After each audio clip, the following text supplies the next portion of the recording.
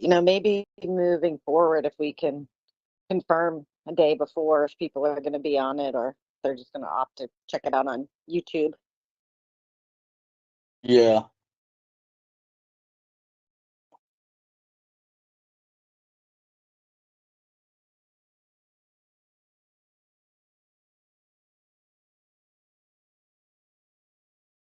Dan, can you hear me? Yes, Mayor, we can do that.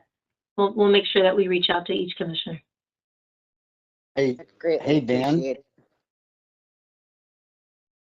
Yes, sir. Hey, do you think you get more participation with this method, or do you think you have more participation with like the one-on-ones? Obviously, I'm indifferent. I think this is a great, more efficient way, and really saves staff's time.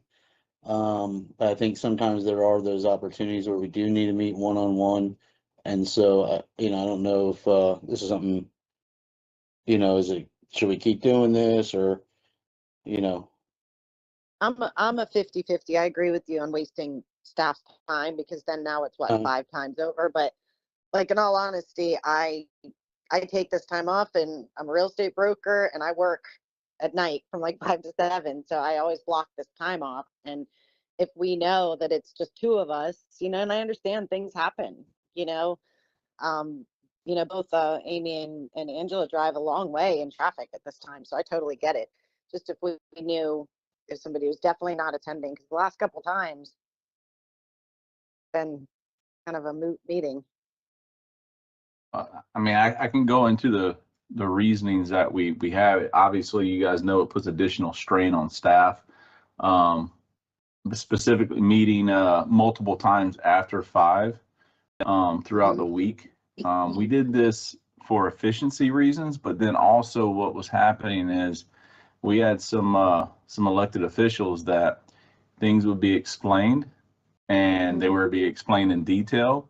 The questions that were going to be asked weren't being asked in a professional manner, and it was more from a gotcha standpoint, to where they would purposely hold this information in order to essentially like make staff look uneducated, and it was almost like it was used as a setup. I'm not going to go into names, but that's why we did this more in a sunshine fashion versus having those one-on-ones, because the staff as a whole was being set up by the elected officials to be made look bad. Yeah, no, and I agree with that 100%. I remember those days. I just and again, when all of us are on this and there's a lot of participation, it's better. Obviously, there's going to be nuances. There's going to be one-offs, and the other thing too is, like, sometimes we have these conversations and we're able to mitigate some dialogue that we would have on Tuesday with some agenda items. However, that is irrelevant if we don't have at least 3 of us, I would understand or assume, on the review meeting. That's a great Andrew, point. Did you want to talk? Yeah, that's a great point, because I think that is one of the biggest benefits of having this meeting in the sunshine. We're able to talk about items that are upcoming on the agenda. Let's just, for example, if there was something on here that you guys didn't want to talk about, we could then, take it off the agenda and republish tomorrow. And that way you're not dealing with it at the meeting. It makes the meetings run faster on Tuesday nights as well. And I do agree with you that having all the commissioners here to get that dialogue and hearing it is very valuable to us. Yeah. Well, I just feel like, we work for the public, and there's people probably signed on now. We know we have the people that really listen to everything and come on, and here they're just waiting. And then sometimes we're like, okay, well, that's a wrap. Yeah, we got a total of 34 people on right now. What I'll do is I'll assign a staff member to most likely the commission aides, just to pre-verify that they're going to be on the agenda meetings going forward, and we can get a list. And essentially it'll be in attendance. And Commissioner Kelly's on. Okay, and I think going forward, if that's the case, then you guys could probably, obviously, you guys are each other's checks and balances. So. All right, well, All let's right. roll. Okay, we got we have quorum, so we got 3. All right, so the College Football Commission for the Boca Raton Bowl, they want to recognize the city for supporting the Louisville University of Louisville during that Boca Raton Bowl. They used the Izell Hester football field and the Boynton Bulldogs football field. This continues with last year when we hosted James Madison, and we're going to continue to do that. We've developed a great working relationship with FAU, with the Bowl Commission. So they want to recognize and thank the city for continuing that support. 3B is going to be our annual 211 Awareness Month. Mayor Rebecca Shelton will read the proclamation into the record. Proclamation will be accepted by Elizabeth Burrow of 211, Director of Development and Community Relations. So 3C, this, I know there used to be a sleep-in event, and Mayor, I guess maybe you have a little bit more information on this as far as, is this something they're going to be moving forward and replacing that event at the Lord's Place? I don't have any information on that, but I will find out. Okay, yeah, I think they used to do a sleeping event. I believe this is going to be a March to End Homelessness Awareness Day, and they're reaching out to all municipalities to participate. So, public audience, 5A. This is one of our built-in waiver systems that we redid with the ordinance to give the commission a little bit more authority when it comes to granting waivers for individuals who live outside the city limits. This is a request for a waiver appointment for Don Desiri.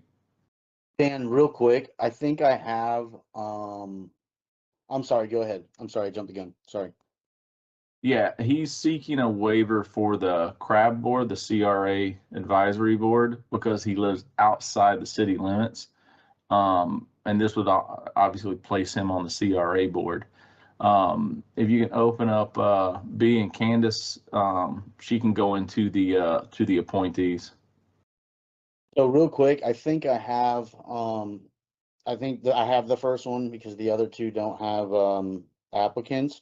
But for the CRA one, if it's okay with Commissioner Kelly and Mayor Shelton, since there's a quorum here, I would like to postpone that item. Sean, I don't know if we have to wait until the meeting to table it, or if there's a mechanism to table that to the next meeting. And the reason is I have someone that's interested for this position that I would like to further entertain. We can pull it now if you're asking us not to go forward. We can pull it now and Well, I'd like to republish tomorrow table. without it on there. Yeah. Or we can table it at the meeting, whichever is easier for you. Yeah, we can, yeah, I mean, is whatever there's consensus for. Just take it off. Yeah, that's fine. I'm fine with that. Okay, so this is Just part of the for reason we do it now is, yeah, we can pull stuff ahead of time so we don't have to go through it and waste time at the meeting. Yeah, and Commissioner, you're just looking to remove the appointments for the CRA, the CRAB Yeah, board? just the one that I have. Yes. Okay. Not all of them. Okay.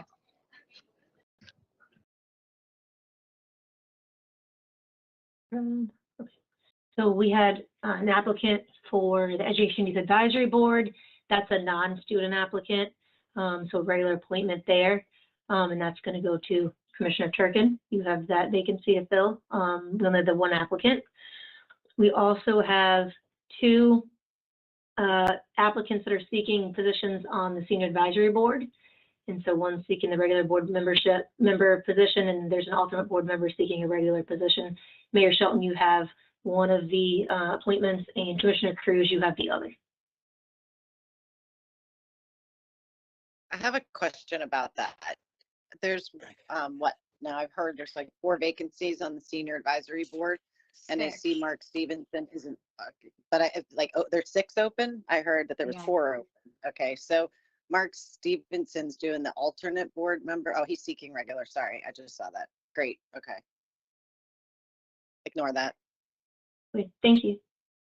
Yeah, can we get some, and it doesn't have to be tonight, it doesn't need to be, but if I could get an update, there was a lot of, from what I understand, there was 4 members of the senior advisory board. I guess they all lived in the same neighborhood and they all resigned at the same time. I'm just wondering, like, how does that happen if I just feel that's a little bit crazy with sunshine laws and everything, how they all resigned within the same time period.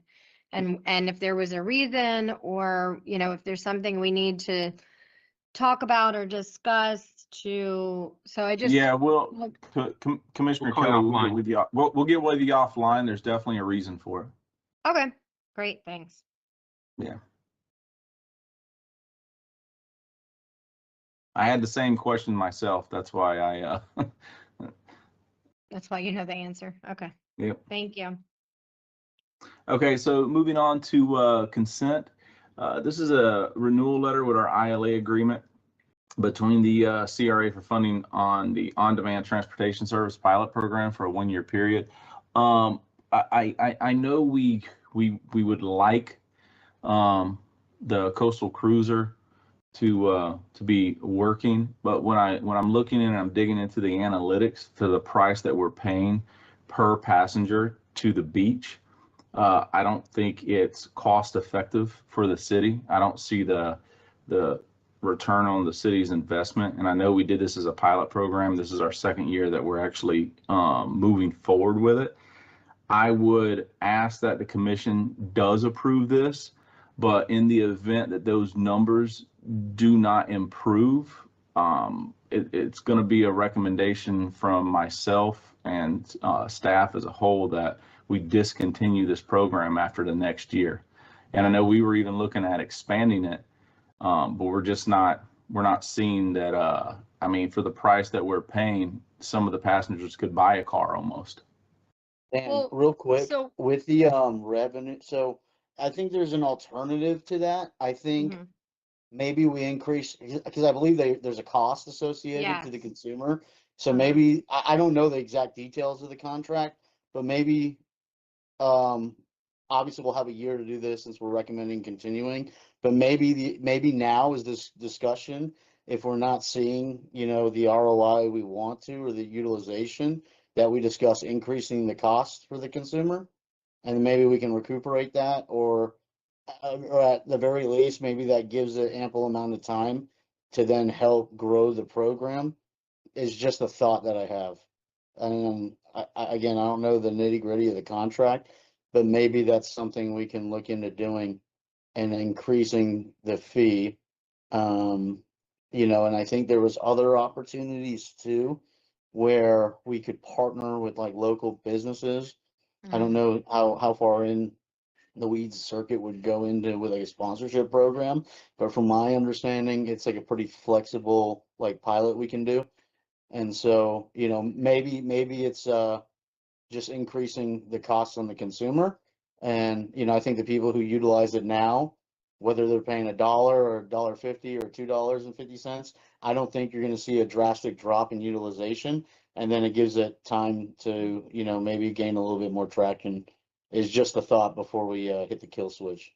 Yeah, That's a great- that, Commissioner Durkin, that's exactly what I was gonna say, is that, we chose those fees to encourage people to start using it during the pilot program period, with the anticipation that we could, increase that, because I think it's $2 to go over to the beach. And so even $3 is still cheaper than paying for parking at our beach. So, that was kind of the thought process, was let's keep it under what it would cost people to park at the beach, so that it would encourage them to utilize that service, as opposed to, driving over there and parking. And then, because we have seen a significant decrease in complaints and issues with people finding parking. So I feel like it, and maybe it comes down to, we look at the dates also that aren't being, or the days of the week that maybe aren't being used as much, and maybe we, you know, cut out going over to the beach on a Wednesday or Monday through Wednesday, and then we leave like the weekends and look at peak days. And so I think there's things that we can look at with it, because we just had a presentation during the CRA meeting on usage, and our usage is up by 75% in the last quarter. So we're seeing an increase. So maybe even reach out to Tim and get with Circuit and see if they have some ideas that would fall within our contract that maybe we can test during this next year to see if we do notice an improvement. You know, if that means, you know, we cut down on cars or we cut down on trips or whatever. So I think there's some things within our contract that give us some flexibility on that you can probably try during this year, and then we can decide. And we will have tried everything or tried whatever we could within the scope of the contract, and then go from there. So just to piggyback off of that, we have met with the CRA staff, and that is what we intend to do. We're going to do a slight increase to see if we can get the revenue up, just like you guys mentioned. We're also going to see if we can get them to advertising. They've been a little bit unsuccessful because when they generate revenue for advertising, that reduces our costs.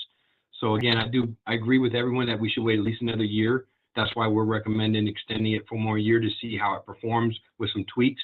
And then hopefully we'll, you know, the CRA is the one that runs this project, so we'll need to rely on them to give us some good quarterly information. We'll just make sure that we get it over to you guys as well on the commission side. Yeah, and then maybe just make a note, Andrew, that before we have a discussion, because this ended up coming before the CRA before it came before us. And so this might be a good item to put when we have our joint meetings, to have a discussion about this in the future, and as opposed to having them independently at our meetings. Yeah, what I'll do is I'll put it on my calendar as a reminder that, you know, we'll start talking about this, you know, 2 or 3 months before we get to the point where we have to renew. Perfect. And maybe we can put this on the next joint meeting. So Sure. that way That's we a great have like idea. a productive one. I know there's a Yep, couple that'll be things that April. have already been brought up. So the last joint meeting, you know, although I think we did get a little bit out of it, I think if we're going to spend time, let's make it as productive as possible. Yeah. Andrew, also, I want to add, if you guys are okay with the next joint meeting, I want a discussion about the events and a discussion about the CRA plan amendment. Yeah, I did ask for those Yes. at the CRA meeting to add those to the next joint meeting. And also it was events, and it was also on, what was the other? Yeah, there was another thing I asked to be added to the joint meeting as well, because it tracked with all of that as well. So Here's, I think, there was a couple, we talked about like the I don't know why I'm going code blank. enforcement, like the code enforcement, the housing program for aesthetics. Yeah, I know that the CRA yeah, is that working with too, code yeah. enforcement. Mhm. And then like I think the bond also, I think there's a conversation there with like the overlap between the CRA plan and the strategic plan. Mm-hmm. With the land acquisition, all of it. Yeah. If you remember, Commissioner Kelly, just email me and I'll make sure I get it on. Yep, I will. I'll just have to look back. I have it in my notes. I'll look back at my note and see what exactly it was. I have it written down. Thank you. You're welcome. And so moving forward with 6B, it's going to be approving the First Amendment to the ILA for the public safety radio system between the city and Palm Beach County. This is just some general housekeeping language that we had to clean up and include. No other changes besides some nuanced language items. 6C is going to be a utility easement encroachment agreement between the city of Boynton Beach and Hyperion Development to allow the developer to install private water service lines within a 10-foot utility easement dedicated to the city of Boynton Beach. You guys should already be aware of that. 6D. Real quick on that one, Dan, maybe this is an Andrew question. So they're gonna have a private water line close to one of our utility lines. Am I understanding that correctly? That's Or is that correct. just, So, okay, this site is very tight. So it was technically infeasible for them to get some of these. So there's a 4-inch fire line, and then there's, I can't remember the other line, but we're putting it in where a drainage pipe is. So we're formalizing an agreement with them. So if there is a problem, if something does happen, they're the ones that are going to have to repair our cost. get the line. So Okay. all that is going to be put on the developer or the owner of the property. Okay. So we're just all right. allowing it, but staff does feel like it is fine. It's over a drainage pipe. If we ever had to do repairs, most likely it would be done from inside the pipe, so it should be fine. Okay, all right, and so there's a risk mitigation with Yes, sir. liability for them. Okay, all right, Yep. perfect, thanks. So I'll let Shauna take 6D. I emailed everyone today about the settlement and I sent the police report. I think it's pretty self-explanatory, but this is a pre-suit settlement. So if anyone has any questions about it, they should give me a call and I'll be happy to go over the details. You said you sent an email, Shauna, I did today, correct? to the commissioners? Yes, I did. I I don't did think I not got get an one. email. I didn't get an email.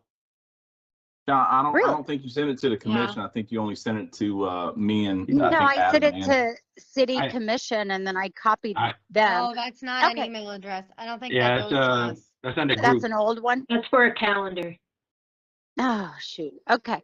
I will resend the email. I can tell you generally this was a T-bone accident with a police vehicle and we are settling it pre-suit for $75,000. And if you have more questions about that, give me a call. Perfect. Thank you. You're welcome. Sorry, I will try to fix that. Not sure what happened. Is there any want or need to do an overview of the January 20th meeting minutes? No. All right. 7A, approving a sole source purchase of software licenses and Peregrine Technologies in the amount not to exceed $370,000. This is a 3-year contract, and this is just continuing with our technology enhancements over with our public safety. What this is going to do over the last probably 20 or 40 years, you've had a plethora of different record management systems, and pretty much to kind of create lay terminology for it, any sort of contact that police officers have had over the last 4 or 5 decades with individuals gets inputted into a computer database. What this does is, instead of having to go back and run all that information through the different databases, it's essentially going to be a culmination of everything. It's going to bring all of that data, that dirty data, it's going to clean it, and it's going to allow the patrol officer in real time to look up individuals by tattoo. It's going to allow individuals to be looked up by first name, last name, any sort of identifiable marks on their vehicles. It's really going to enhance the investigative options, and it's not going to be any hit towards our general fund. It's not going to be a hit towards our capital improvement funding, anything like that. It's going to be coming out of law enforcement forfeiture funds and also the 103 traffic fund. Dan, on that one, is there a recurring cost? It's a 3-year contract, and the contract is $120,000 a year. Okay. So And at the end of the contract, then it'll be up for renewal, and then we'll have to renegotiate the terms. is there a And can it be way, used for, go ahead. I was just gonna say, like, is there a way to track the utilization? Mhm. Because what I That's what I don't was want gonna is, like, ask. we buy the fancy stuff and it's like, 10% of the police department's using it. Right. And Well, I was gonna ask, does it go back into other cases that haven't been solved? Like, can it be Yeah, utilized they can for? use it for cold Yes. cases and all that. Yeah. I'll defer to Assistant Chief Jack Dale. He's going to be the subject matter expert on this, but I'm pretty sure that the unequivocal answer to your question, Mayor, is yes. And Commissioner Turkin, I can assure you that this is going to be an invaluable tool to every patrol officer. So you'll probably have about 100% utilization. Okay. Yeah, that sounds like It'll be a daily database system that every officer's going to log into. especially from the Detective Bureau and the investigation side.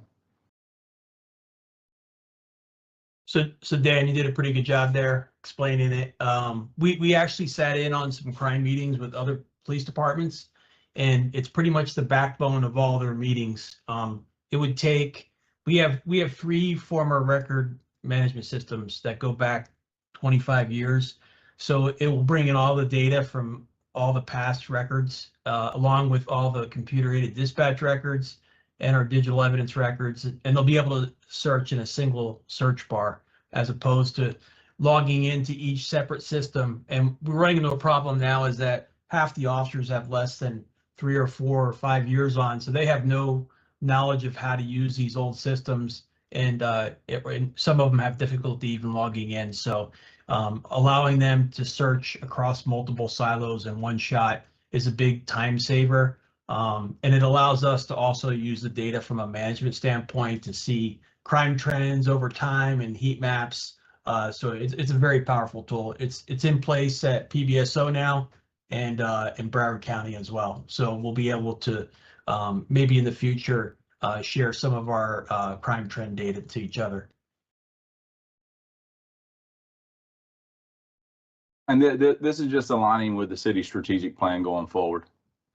Yeah, I know the two major topics is public safety and cleanliness in the city. So it's definitely going to be a technology enhancement that the overall officers are going to benefit from. And you'll probably, and I think what I would like to see is how, and I'm looking at it from the standpoint of investigations, Chief Dale, and I'm thinking if it is used to solve a crime or how detectives use it on a day-to-day basis, maybe we can kind of revisit this in 12 months and see what kind of return we got as far as like the utilization of it.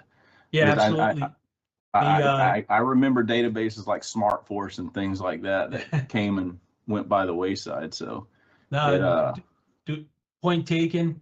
And just so that the group is aware, you can have things that are in multiple databases separately, and it could be something like I'm looking for Jack on 5 Street and he goes by this nickname, and it'll search across all of them and come up with the possible. So it's a big time saver. It would take detectives a long time to sift through those records and maybe never make that connection. So there'll definitely be crimes that will be solved as a result of it, and it'll be done in a much faster way.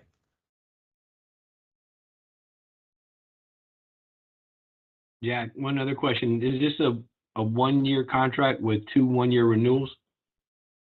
I have it down, I believe it's a 3-year contract. Okay, all right.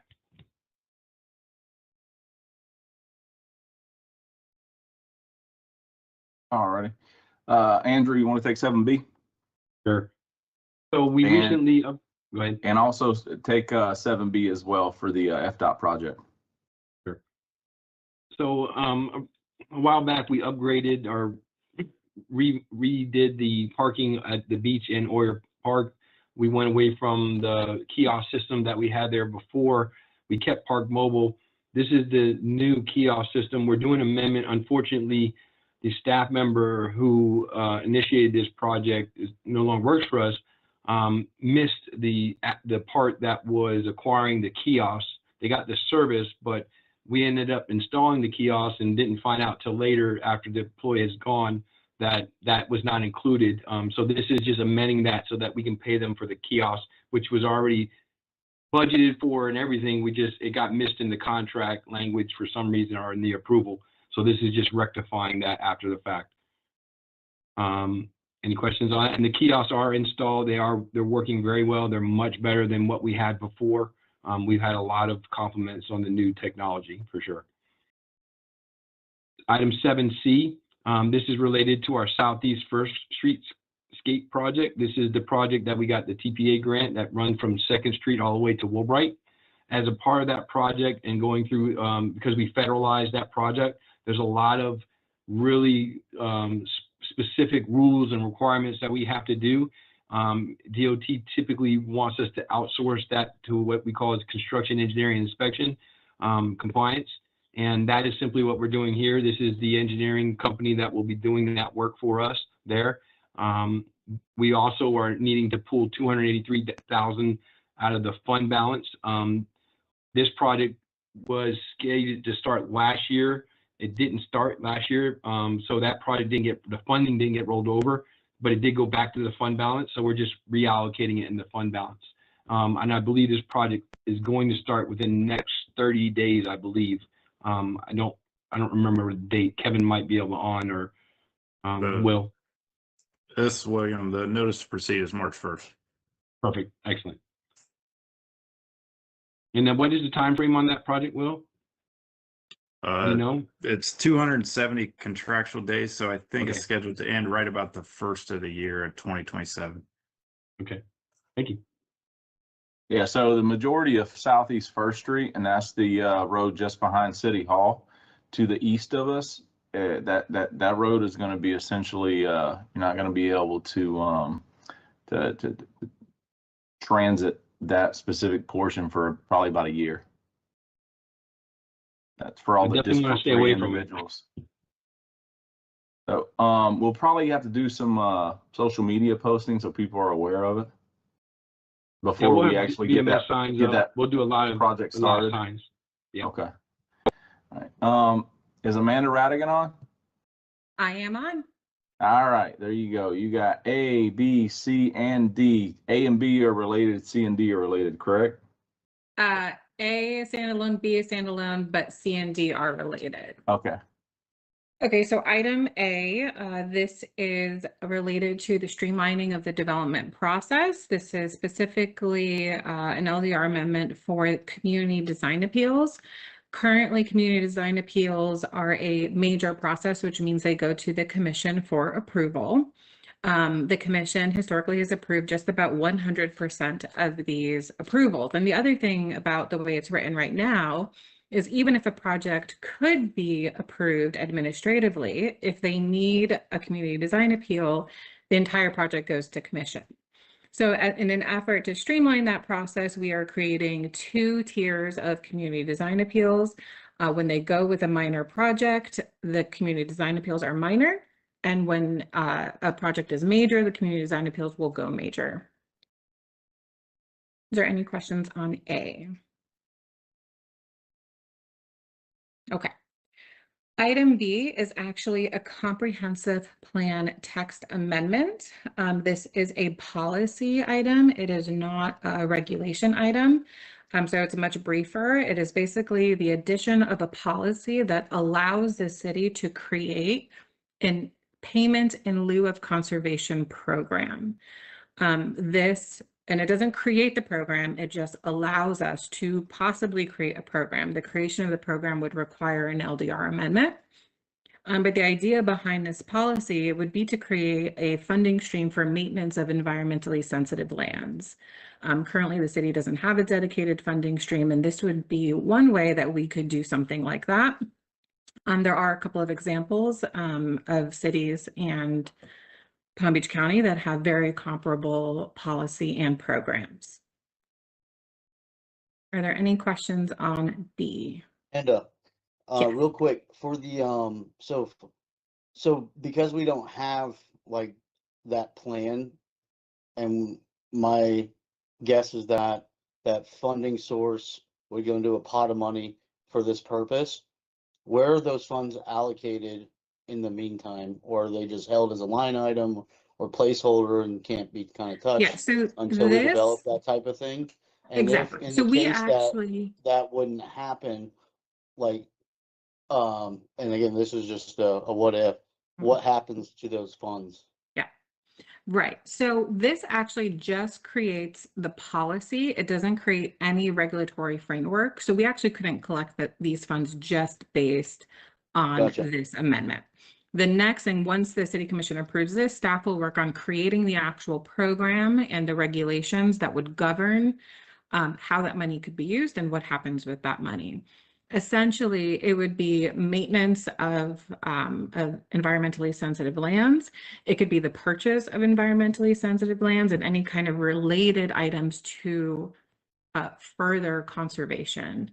Now, it would be broad like that, and you would budget that money the way we budget all other dollars and CIP dollars through the budget process. Okay, no, I think that's great. I think having that broad scope has been helpful, and I know, yeah, you've been great and done such a good job with some of these similarly related fees and assessments, you know, with other categories. So I think this is something exciting. Trying to bring in that revenue. That's right. Okay, if there are no other questions, items C and D are related. This one's a little bit of a story. So this has to do with an existing multifamily development called Estancia. They were built and the approved plans show a wall, which is required to separate multifamily from single family. The owners are claiming that the wall was never built. Staff has found records of a wall on a survey. In any case, they are requesting a variance from having that wall. This did come to the city's attention through a complaint of the neighbor. The single family homeowner is claiming that they are getting a lot of water runoff from their site to the single family homeowner. So unfortunately for this item, you know, if we apply the strict rules of a variance, staff isn't recommending approval of the variance. They are asking for complete removal of the wall, but are requesting to do a 6-foot solid fence instead. Well, I mean, are we? This But is can be that's not approved. gonna, right, but that's not gonna solve, I mean, is there a viable complaint from the neighbor that, and would a wall really even solve that, or are they better off with more landscape? Like what? Semi-related. It's a pretty convoluted history, and I'm not even sure I have all of the details accurate. And we're obviously getting different stories from the different neighbors. An interesting fact, though, the single family homeowner actually received a variance to build his home closer to Estancia than typically permitted. So they are actually very close to that site. A wall may help with some drainage. I'm not sure it's going to fix everything. I mean, it will definitely help because it's not going to be able to flow straight onto their property the way it is right now. But the person that purchased it this way, what, 20 years ago? And now they're Correct. gonna be able Well, to do this well, at yes, their that's right. So expense? they purchased it and they got a variance to, I believe it was to add the garage to be closer to that property.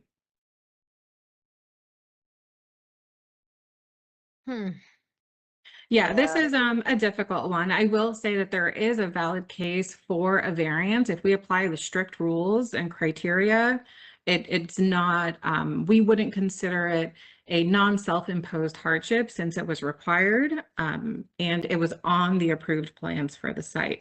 That's really the basis of staff's recommendation for denial. So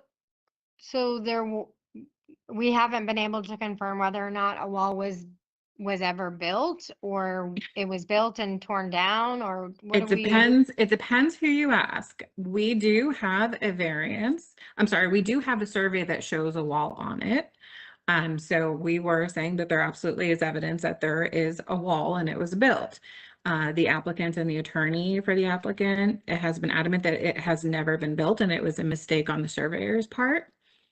And they are saying that it was actually CO'd and finalized without a wall being built. Now that in and of itself doesn't mean that a wall is not required, but it does support their argument. If it never was built and now you want a wall, this is a little bit of a middle ground, and they're not requesting to remove everything. They will install a 6-foot solid fence. The wall they're claiming is cost prohibitive since it is an HOA. And unfortunately, again, just with strict criteria for a variance, finance isn't one of the criteria that we can account for. All right, maybe you and I can talk offline Sure. and not hold everyone up today, because I am, yeah. Yeah. I know this one's a little bit of a story time, and item D is the site plan amendment that would, because remember their site plan does show a wall. So for all intents and purposes, a wall is required right now. So item D is a major site plan modification that changes the required wall to a solid fence and some plantings on the inside of that wall. Our recommendation for this is denial if you don't approve the variance, but we could recommend approval if you do choose to approve the variance. We are okay with their alternative design, but we just can't recommend approval until we have a result on the variance, because that is the only reason that we would recommend denial. How is this coming Okay. out, over 2.5 decades later? That community's been built for friggin' 20 years, Amanda. That doesn't make any sense. Yeah. I feel like this is like a hardship towards that community overall. That is exactly what they're claiming, Dan, and this is why we're bringing this forward. Per code, it can't be a non-self-imposed hardship, and since we have records showing that it exists and it was required, it's kind of like we're being a stickler for the rules, but we're pushing it forward. If they have a compelling argument, the commission can approve it. Huh. And there's But what, this is, 30 it seems like, residents in yeah. there, and this is a one person? Sorry? This seems like a developer should have put that in there, but because they didn't, now the community as a whole is being punished because they took ownership of that community. I know there's a transfer of ownership after 24 months, and this should have been addressed originally, and now I feel like we're going to be punishing the community overall. And Correct. And the attorney is saying that it was CO'd that way. So they're also putting some blame on the city. Correct or not correct is a different thing, but their argument is the city finalized the site that way. yeah, that's what we need to get blamed for mistakes that were made like 30 years ago. Mhm. Yes. Here we are. The- Well, the listen, only- we're fixing the mistakes now. We're bringing a variance to correct the issue for them. And Amanda, this is, Yeah, there's we're not only one homeowner adjacent to this area, correct? Just that one homeowner. There is just one homeowner. Yeah, So it's a this very isn't unique this. situation. Yeah, this Yeah. isn't a lengthy fence. We're talking about, I think it's like a 15-foot sections. So this isn't like this doesn't go the entire length of the community. It is That's just a small correct. area.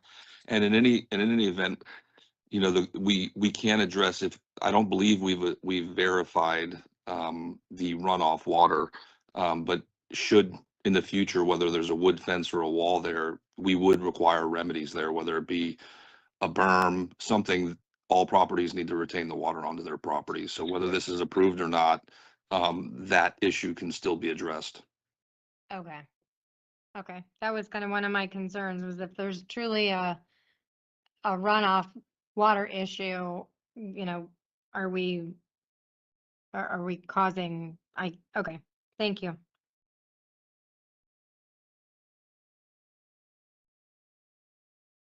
If no one has Awesome. any questions, that is all of the public hearing items. Dan, real quick, do we have an update on some of these future agenda items? You're still How on my long they're thunder. gonna be? Sorry. And here, take it away, and then I'll start on my second thing I got for you. Second and last. Okay. Now if we have no other questions involving anything Amanda related, I kind of want to get into the future agenda items because I know there's some questions.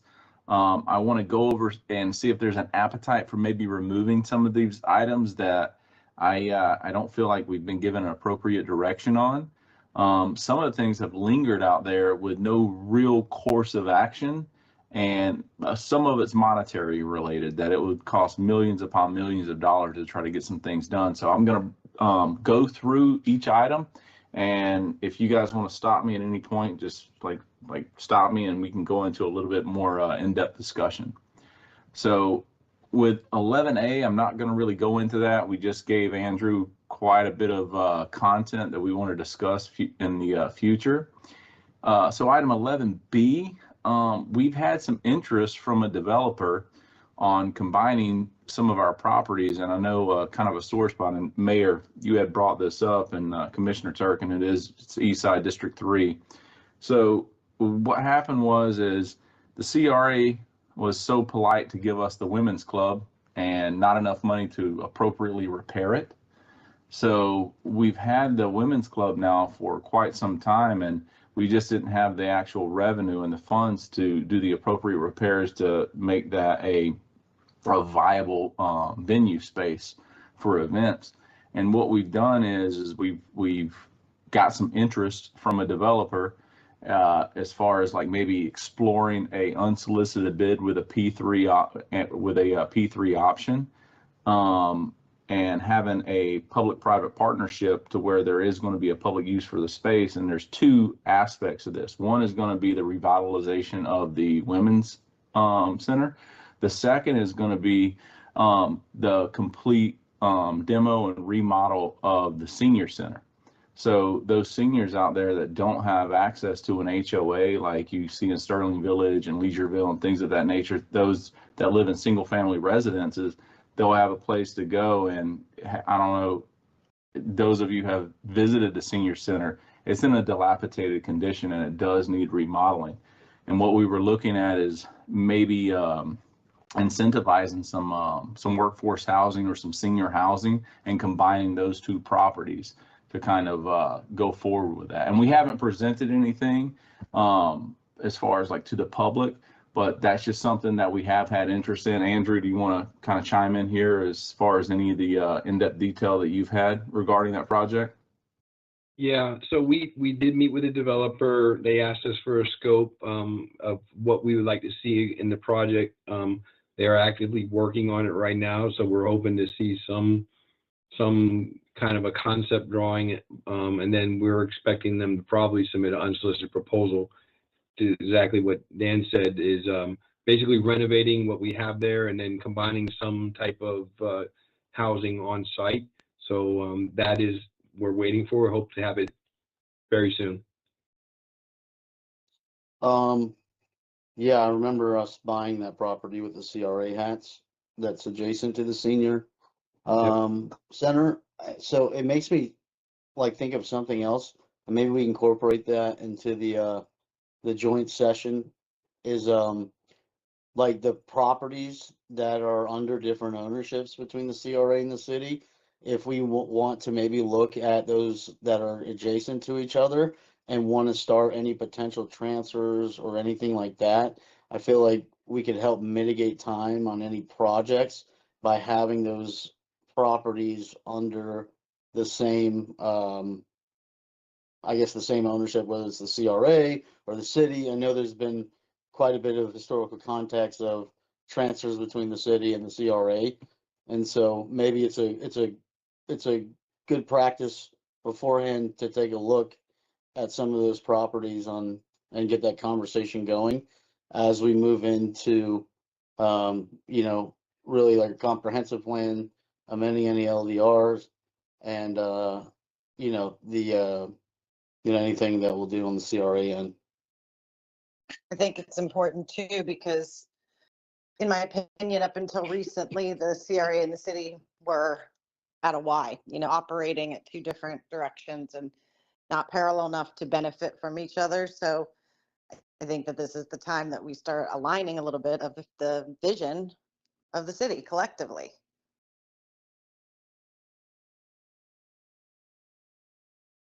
I agree, Mayor.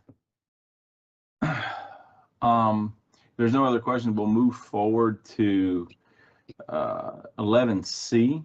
And what this is this has to do with some projects to where you have, and obviously anyone who's seen the city, you've seen cranes in the air. There's a high desire by developers to come in and do projects in Boynton.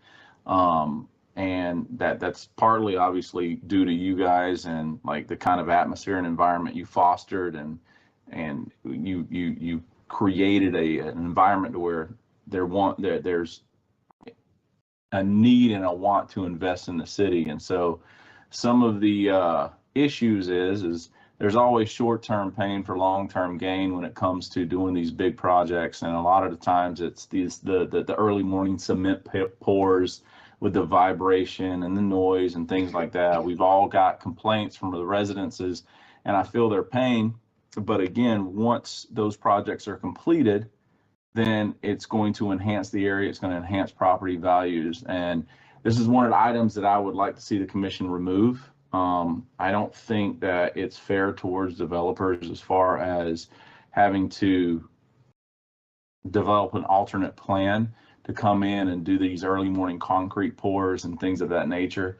I think that talking with Adam, talking with the building department and staff, that their recommendation is we're mirroring other municipalities in the way we do things. And if we upset that, we do risk exposure to litigation by some of these developers and things. So it's one of the items that I want to see removed. Yeah, I think I'm okay with that. I thought we took care of it. That this is only going to create a headache and deter investment in the city if it were to move forward. I would also mention that it also extends. Pouring. You can't do it in the Right. middle of the day with the heat. Correct. Correct. So I think that's out of our hands. I think that's some like state thing. Right. I don't know. And I think we learned, between our team and the developers team and even the villages, having that open line of communication, having somebody on site, having the city have a hotline and the developer having a hotline where residents can reach out if there's an issue that can be immediately resolved or addressed or looked into, I think has really helped. I get the emails too. I don't think I get them to the volume of maybe some people, but I don't think we've gotten the complaints that we would have gotten if we didn't have those things in place. And so I am comfortable with, I don't remember if this was like if the original, because we did have a very basic noise ordinance, and then it got revised, and then it got revised, and then at the last minute it got revised by one commissioner, and that's when I was done with this, because I felt like it put so many restrictions that nobody could get any work done. And so that's, I think, what led to it being tabled. And so I'm fine going back to how it was or whatever we had in place. And if there's anything that staff actually recommends that's helpful and efficient, then I'm comfortable to revisit that. But going down this rabbit hole of it has to be a certain way is just, it's not efficient at all. So D I agree. originated up.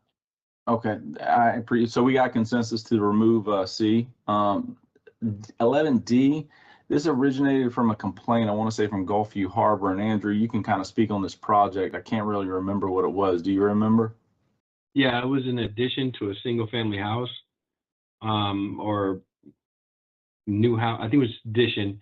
And as part of the code, when you're doing an upgrade like that, you're required to put in a sidewalk adjacent, and it's a way for us to add missing segments within neighborhoods as we're building sidewalks. This particular area, she wanted to have the sidewalk removed, and she was trying to get her permits issued. So we obliged, we allowed her to delay installing the sidewalk to give her time so she could start the project. And then ultimately the resident's not building that addition anymore.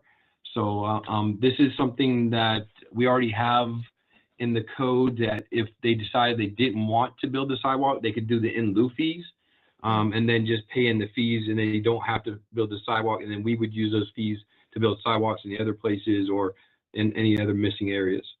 So, I mean, we have a mechanism for doing in lieu fees. This was very specific to one project. It was just an addition to a single family home. so That now didn't it's get, moot. So it's yes, moot at this point. pretty much. Yeah. Yes. So. Do we have consensus from you guys to remove D as well?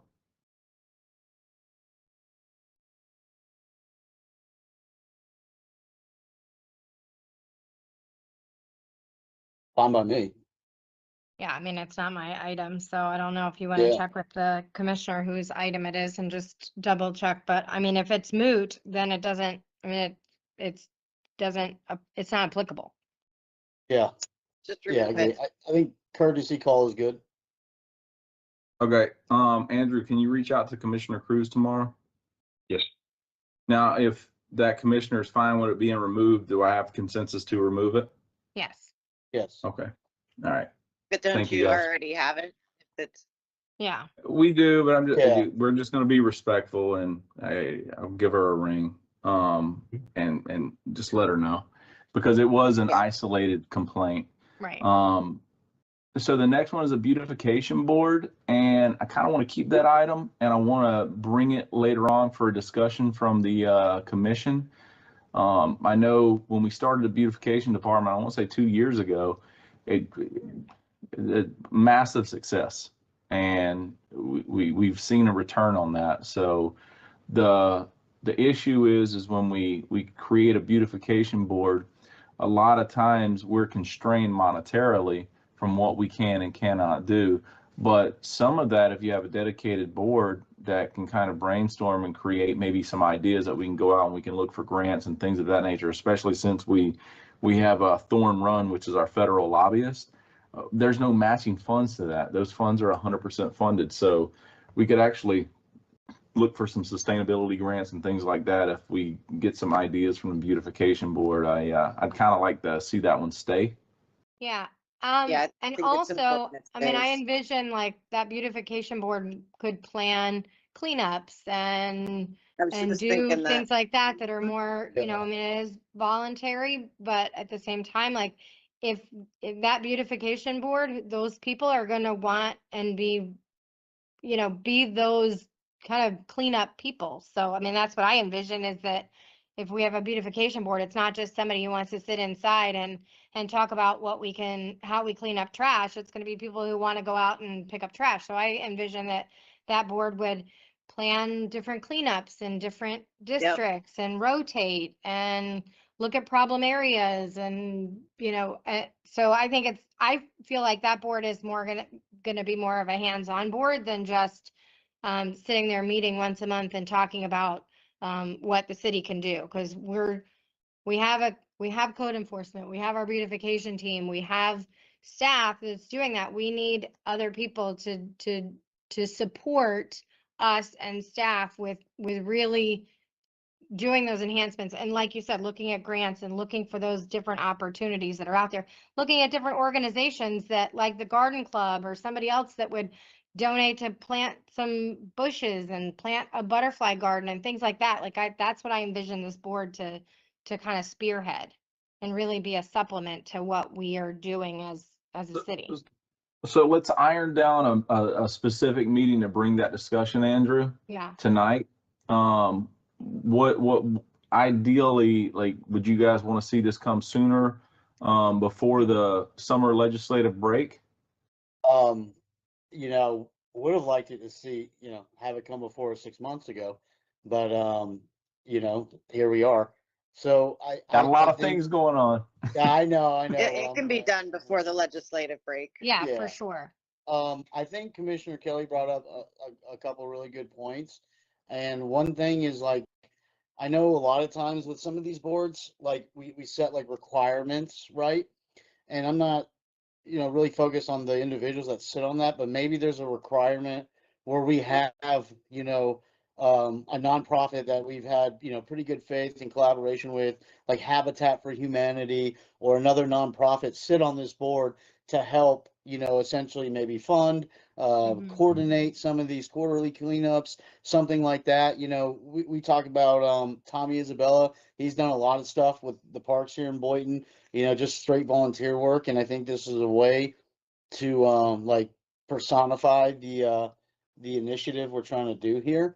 And then is it Jay Yoon she's in Correct. charge of the beautification team? Yes. Yeah, Jay Yoon's awesome.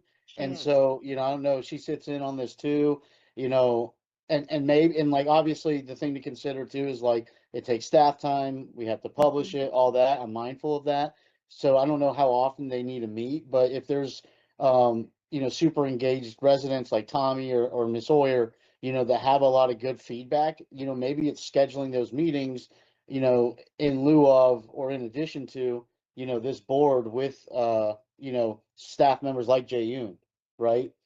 And get that critical thinking to the table. You know, I just think that I want to be mindful of like another board, of course, but I think there's a lot of opportunity. I just got a message while we were on this call about like having staff do like a quarterly or a monthly run through either in the morning or in the evening of lights that are out with FPL.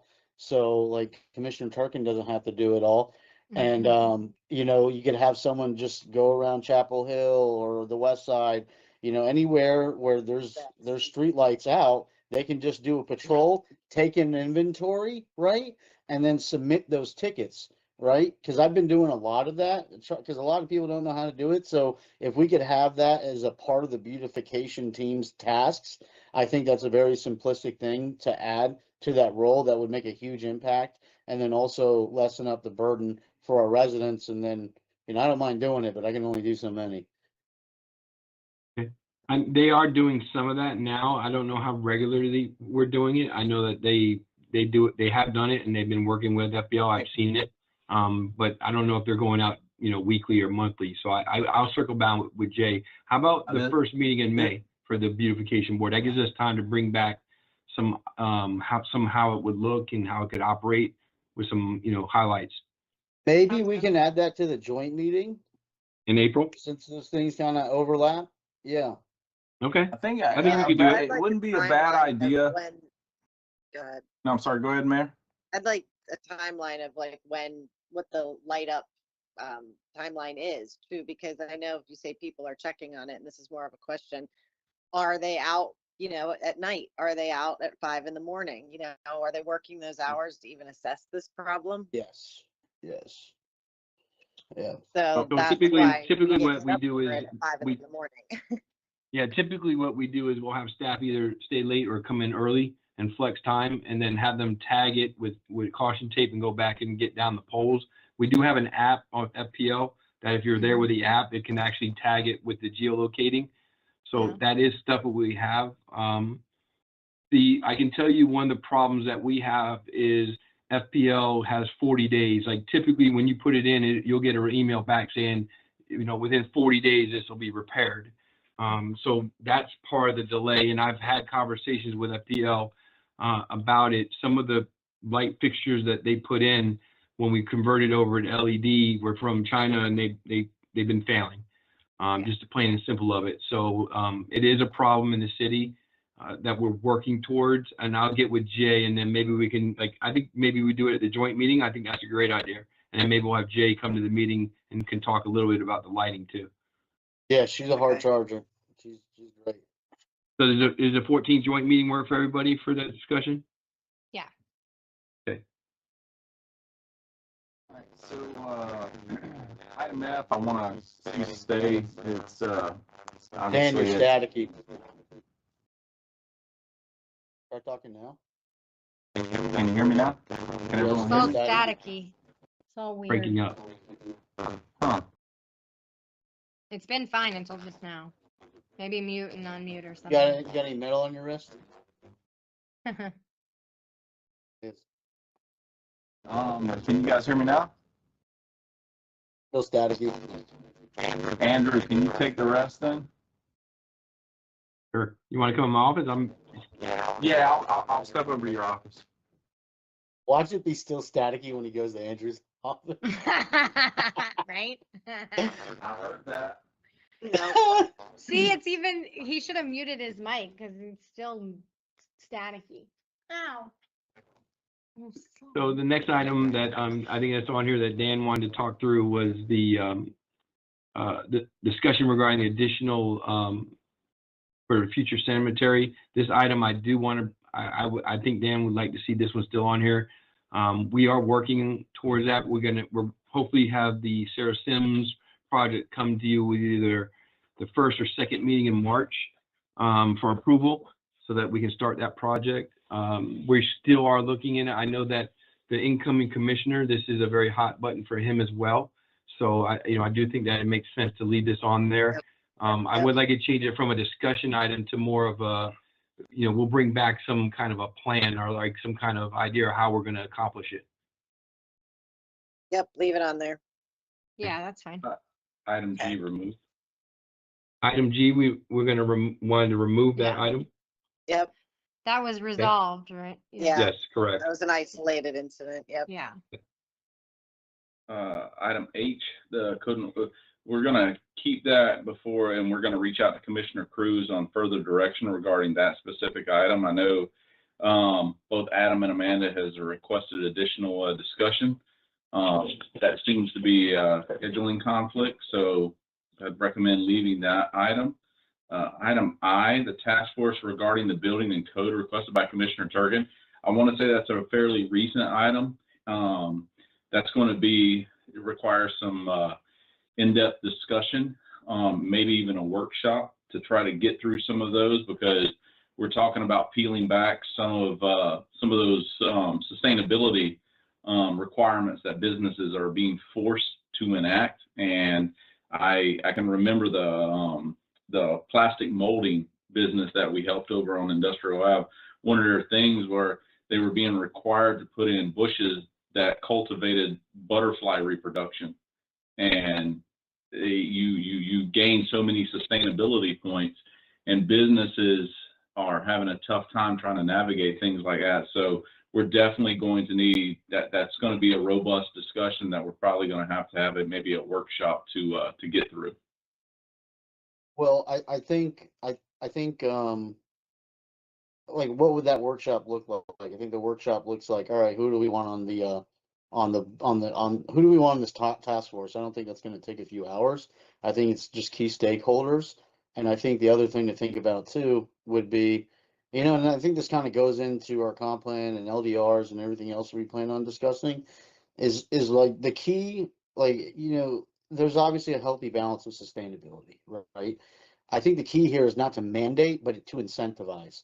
And so the big consistent piece of feedback I get is like, gosh, I have to do this. I have to do this. They won't give me a CO because I didn't lay down one, 6 foot square foot sod, whatever. And like, there's these little nuanced things that are holding projects up, right? And again, this goes back to staff is just following the instruction manual. We just need to rewrite that instruction manual, and we need to look at, and again, Adam, Amanda, you guys have been really good at this. So I don't want my tone to be like this hasn't been done. You guys have done a great job on this. And so I think it's really just about like transitioning some of these things. Some of these things we probably don't need. Some of these things that maybe they're great, but let's not mandate it and hold people up. Let's incentivize it. What that incentivizing is, I don't know. I think that's a conversation for that potential task force. So, I would maybe the action item is like looking at staff to look at other cities. What are they doing? Maybe talk to some of our private sector partners, see if they'd be interested in this. Kind of do a little bit of homework before we go into a workshop, because I think we have a outstanding 5-star staff. I think we're probably best in the county. And so, I rely on a lot of my decision making and instruction with staff, because you have these subject matter experts in their field that, at least for me, I trust and want to be autonomous. And, you have the private sector who do,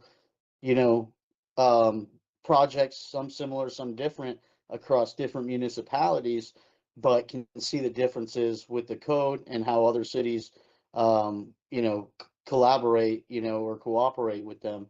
And so I think that feedback's important too. So maybe the action item is a little bit of legwork, some homework, and then come back before us as far as what the formality looks like for this task force. Commissioner Turgan, you mentioned something there. I just want to get clarification. Is it something that you're seeing the commission as a task force, or we're actually engaging with some community members, businesses, working with staff, coming up with a plan, and then they bring up the sticks and we bring it to y'all at a meeting and then discuss it?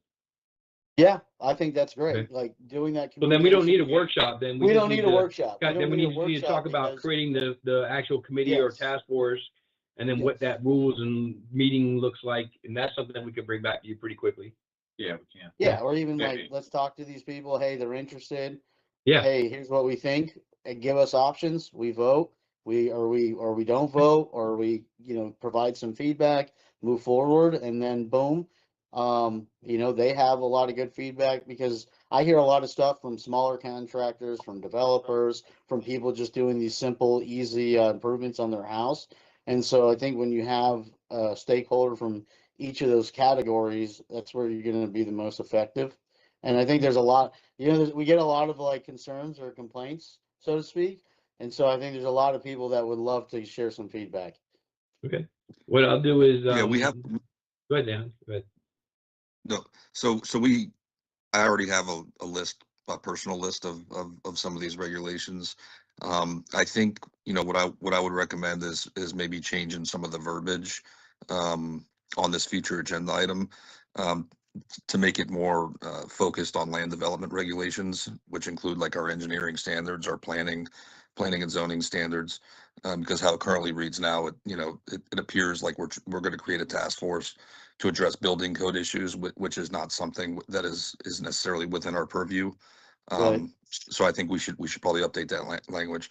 And you know, there is going to be some stuff that's going to be coming a little bit ahead of probably when we meet, because we are currently revamping with a consultant some of our engineering standards that have been painful for us.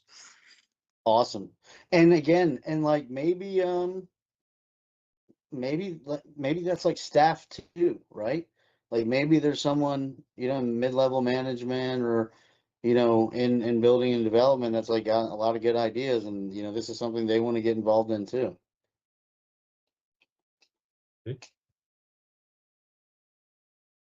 Any other comments before we move on as far as the task force? No. So 11J, that's going to be a recent one. We just sat down with a consultant that we have, and we're in the process of building the deck. This is going to kind of spider out into a lot of ancillary aspects that that could impact the city as a whole. I wouldn't want to bring this back towards the commission before May, due to the fact a lot of the implications involving this specific item are going to essentially be beholden by both the House and the Senate and the state until session gets out. And so we can get a little bit more clarity on what the overall property tax, I guess, ideas are that they want to push towards referendum. Yeah, I think So the strategic timeline for this would be after that, before budget. Correct. Yeah, I'm thinking May timeframe. Yeah, I think that makes sense. So Kay, I just had a conversation with the fire chief, Hugh Bruder. Hugh, are you on right now, Chief Bruder? Yes, sir, I'm on. Hey, can you highlight any issues on 11K as far as the pantry aspect and the food aspect of this is concerned with your conversations with the fire marshal? The main concern, I believe, was just, you know, between the building department and the fire department, there are code specificity, and, you know, I mean, some things can be erroneous and we know it, and some things we can take a hard look at and see if we can, you know, obviously work with people on. But I think the concern, you know, besides how big it is the food prepared? If it is prepared anywhere on site, there are codes and things that relate to that. And then also the fire marshal indicated that, you know, there's numbers associated to the codes with respect to how many people may be there, or maybe utilizing it. And then there's other safety regulations that come up based on the number of projected people. So I think we just need to have some more information, I think, before we can move forward. That would be my recommendation. Yeah, I don't think there's an issue with the library aspect of this. It's the food aspect. And what I'll do is over the next few weeks, I'll get with the fire chief, I'll get with Candace Stone and John Bonifair, and we'll see what we can and cannot do. If there's a workaround, we'll do a workaround. If not, then we're going to have to shut down the pantry aspect and the food aspect of this both the little library and the little free pantry. So, and I think that's a compromise of living, because I live in the city. I live over in Chapel Hill, and we got a couple of little free libraries, and people take ownership of these, and they decorate them, they put their own flair, people utilize them. But I haven't seen a little free pantry anywhere, because obviously there's a liability aspect to this, to where if someone takes an item and that item ends up it has a contaminant, someone gets sick, something like that, then there's a inherent risk to that portion of it versus the library aspect. Okay. So probably gonna need at least an additional month or so to look at that. Okay. Okay. Hopefully Dan, I cover. yeah. Yes. We're just gonna add a few, can we add a discussion maybe at the end of March, beginning of April, to talk about a legislative break in the summer You got that, Andrew? and hammer down on that time frame, or do we just, yeah, if we need to discuss it in front of the. What we'll do is we'll try to get with you guys individually, because I know some people take trips with their families and things like that during the summer when the kids are out of school.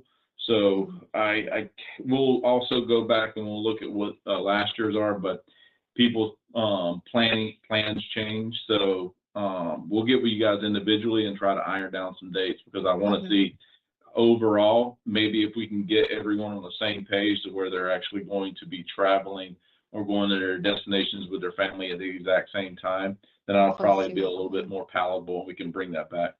Yeah, I think it'd be helpful to, if we already have the budget dates hammered out, if those get put on our calendars too, and that we know about that, because that's probably one of the kickers. We end up having, 3 budget meetings in the month of July, and we need to know those, as far in advance as possible to have this conversation. So Yes, if we already because- know those dates, then we need to put them on our calendars. Yeah, I'm gone the 19th to the 1st or 2nd already. In July? Yeah. In July. Didn't we do like we didn't do anything June. last half of June, didn't do Correct. anything first half of July? I feel like Yeah. that's been Correct. pretty consistent. What do you guys think about that? Well, the mayor is out the last half of July into the first part of August, is what she just said. So Oh, I okay. think, Sorry, I yeah. thought she said June, July. Yeah, I don't want Oh, to yeah, no worries. inconvenience people, but I canceled the trip last year, so now I'm going Yeah. this year. Yeah, so Yeah. and budget meetings are all in July, so we need to hammer out all of this sooner rather than later. Yeah. Yeah. Yep. What about I know historically, I mean, can we do our budget meetings like mid to later July before the mayor leaves, and then open up June and early July? I mean, to me, it doesn't matter. I'll do whatever you guys want. Is we can get Alan on? Is Good. Alan, are you on, CFO?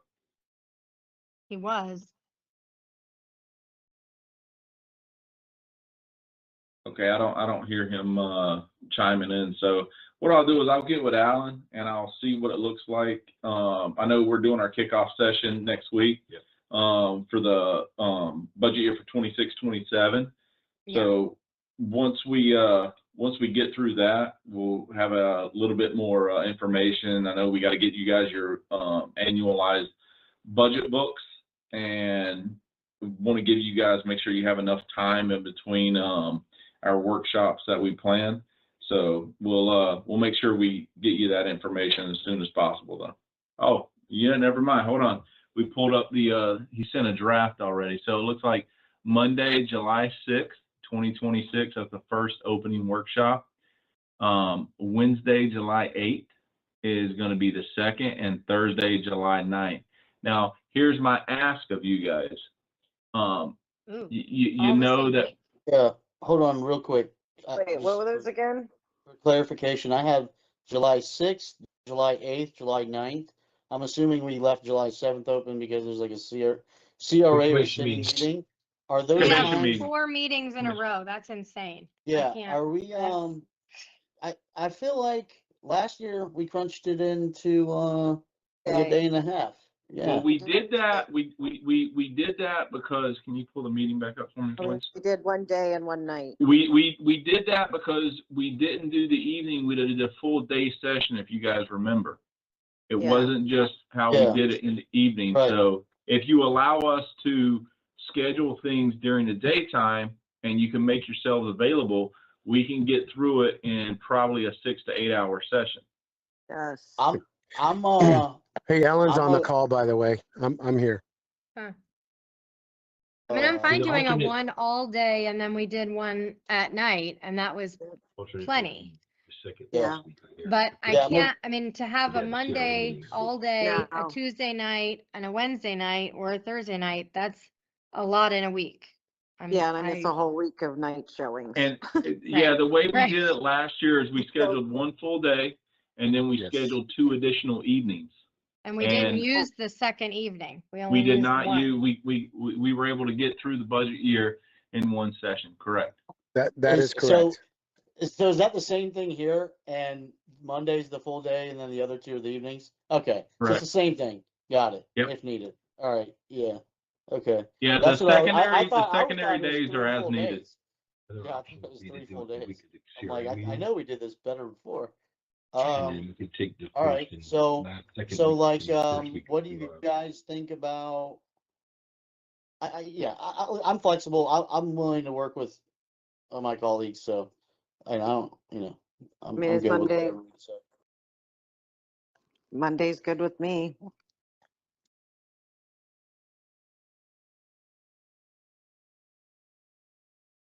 Yeah, I mean, the all day Monday is fine. It's just, it's a lot all in one week to do all of that, but we'll figure it Maybe, out. but I'm saying maybe.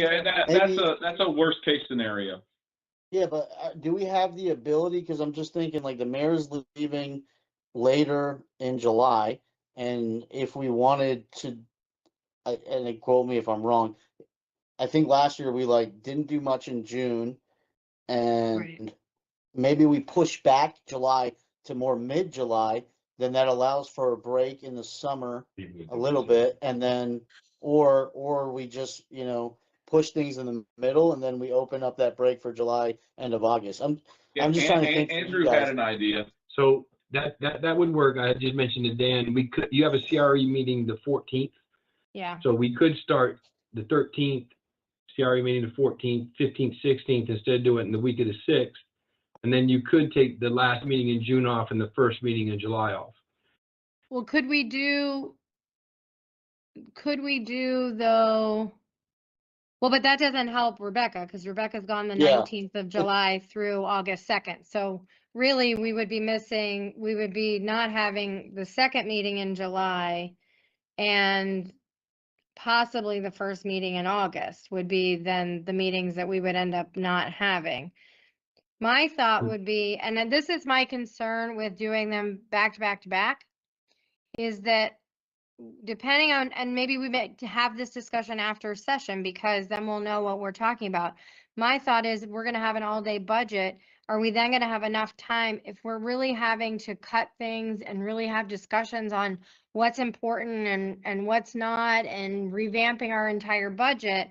Are we going to be able to go from having an all-day conversation on Monday to then having a revision or changes or anything 2 days later after we had a meeting on Tuesday night for 3 hours at a regular commission meeting? So I'm wondering if maybe the second meeting could be on, the week of the 13th, either on Monday night or Wednesday Yeah. night, to give that week if we needed to have other meetings or we needed to, it wasn't like we're going from an all-day meeting on Monday to a Tuesday night commission meeting to a Wednesday night budget meeting when there's so much uncertainty with the budget. So we could do the Yeah. all day on the 6th and the evening, hold the evening for the 13th. Right, Okay. is my thought. But then we we can would talk take about it the- maybe. And then take off the second meeting in July and the first meeting in August. Right. Is that gonna, Yeah. is that gonna work for you guys? I mean, can we front load the budget workshops to the end of June? Does anyone have anything going on That end of June? It's a little bit tight of a window to get everything done and ready to present to you guys and give you time to go through the budget book. Right. Let me have a meeting with Alan and see what we can come up with. If we can do that, I think that's more ideal. Yeah. Commissioner Turga? Or I like, have the what is- budget calendar worked out, Dan. I'll get with you tomorrow. Yeah, the Okay. week Yeah, before because the that's 6th. essentially shifting probably back 2 weeks. Yeah, if we can shift back a week and then maybe we just have one meeting in July and then the rest of July and then beginning of August is summer legislation or something. No, I actually Summer like that break. idea better. Because I'm looking at like July 6th is that Monday. Like we can't go back a week. Right, to June, when we don't have Yeah. a commission meeting, like we don't have a commission meeting Yeah. the last week of June. Right. Correct. Right. Okay. And then Yeah, we can let skip me- that let me- week. For those, we'll get come up with some dates. Yeah, let us come up with some dates, but I like that idea. I think that works best for everyone. Okay, Yeah, like the 29th. That would be Right. good. or even the Tuesday, Or we're the used to 30th. Tuesdays, right? Whatever that week is. Yeah. Okay, Actually, sorry to put a wrench in everyone's lives, but I'm glad we're talking about it. Yeah, better now so people can plan. Absolutely. Yeah, no, absolutely. yeah, I agree. Okay, all right. I think we got a plan. We'll be reaching out to you guys. All right, Okay. thank you, everyone. Thanks, everyone. All right, thanks, Thank you guys. guys. Good night. Night. Night, everyone.